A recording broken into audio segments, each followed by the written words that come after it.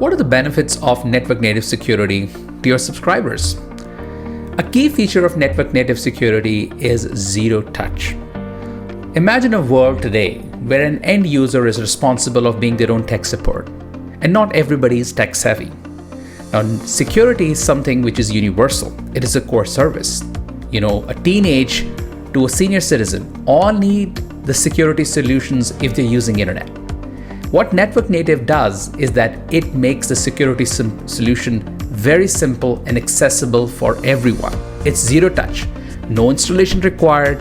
If, let's say, there's an iOS update which requires the apps to be updated, or you need to update your endpoint applications to put the latest security patch to keep your phone or your device secure, this requires a lot of work from the end user, and that's why the traditional security, which are endpoint based, their adoption levels are much lower. Network native security solves this problem. It makes it super easy, super simple for your end subscribers to access security without needing to do anything. And it is network grade, and you as a CSP, you control the entire experience.